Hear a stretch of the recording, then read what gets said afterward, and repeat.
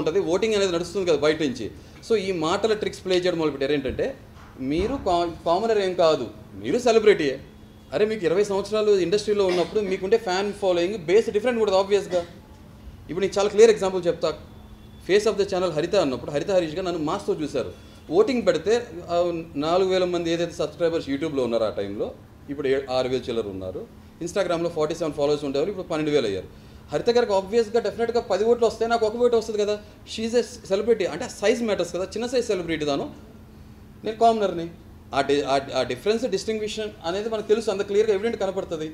But ఆయన smart play ఎలా ఉంటుందంటే మాటల టెక్నిక్స్. మీరు కూడా సెలబ్రిటీ, ఓకే స్మార్ట్గా అందరూ ఒకటే అని చెప్పాలని ట్రై చేస్తున్నారు, ఫైన్. కానీ మీకు ఓటింగ్ ప్యాటర్న్ మీకు అర్థమైపోతుంది ఏం జరుగుతుంది అనేది.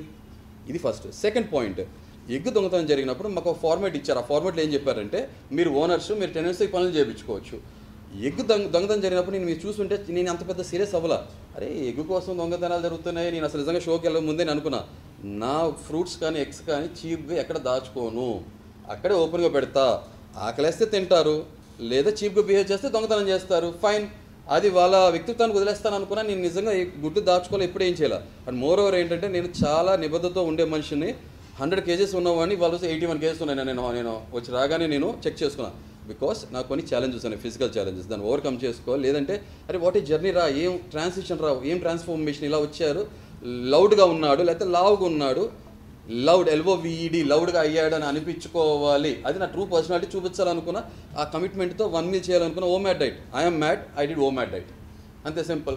సో ఈ ప్రాసెస్లో గుడ్డు పోయినప్పుడు, గుడ్డు పోయిందని అందరూ ఎత్తుతున్నారు, మనీష్ కానీ మిగతా వాళ్ళంతా షీజ చాలా ఓవర్ రియాక్ట్ అయినప్పుడు నేను రియాక్ట్ అవ్వాలి. మీరు అబ్జర్వ్ చేస్తుంటే నేను అరే ఎక్కడ పోయిందా అది ఇది సరదాగా ఫన్గానే తీసుకుంటున్నా.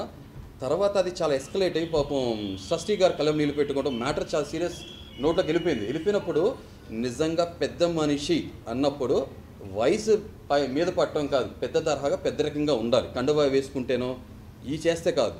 ఆ ప్లేస్లో నేనుంటే ఒకటే చెప్పేవాడిని, లేదంటే అంత సీరియస్ అవ్వకండి, సంజన గారు తీసుకున్నారు, మాకు తెలుసు, ప్లీజ్ ఈ మ్యాటర్ ఎస్కలేట్ చేయకండి, కావాలంటే రేపొద్దున మేము ఓనర్స్ అయినప్పుడు ఒక గుడ్డు ఇచ్చేస్తాం.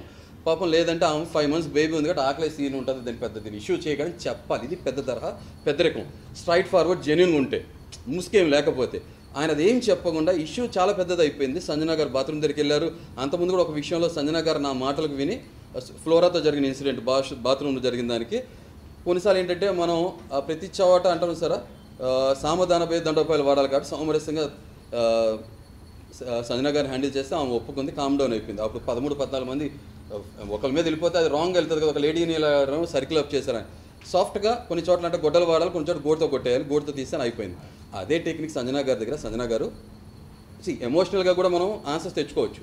ఎవరికి ఆన్సర్ చెప్పట్లేదు సంజన గారు, అది నా ఎగ్, నిజంగానే 2 eggs ఉడకపెట్టడం జరిగింది, దాంట్లో ఒక ఎగ్, మొత్తం 4 గుడ్లు, నా గుడ్డు మీరు తింటే తిన్నారు, పోన్లే నేను ఆ పూట పస్తుంటానని చెప్పి ఊనే ఎమోషనల్గా ఒక వర్డ్ ప్లే చేస్తే ఆమె నవ్వినప్పుడు కొన్నిసార్లు మౌనం అర్థంకేకరం, ఆ నవ్వు నాకు అర్థమైపోయింది.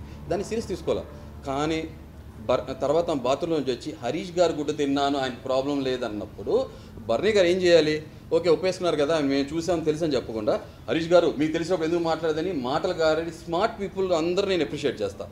ఓవర్ స్మార్ట్ అంటే తెలివితేటలు ఓకే, చావు తెలియదాటలు నాకు వర్కౌట్ కాదు. అర్థమైంది. ఈ తెలివితేటలు చూపించిన ఆటోమేటిక్గా నేను అన్నాను చూసారా, మీరు ఏమన్నారంటే రేలంగ మావే కనబడుతున్నారు, రేలంగ మావే అనుకున్న సెకండ్ మావ కనబడుతున్నారు నాకు అక్కడ. ఆ ఒక్కటే కాదు, ఇంకో ఉదాహరణ కూడా చెప్తాను మీకు వచ్చింది కాంటెక్స్ట్.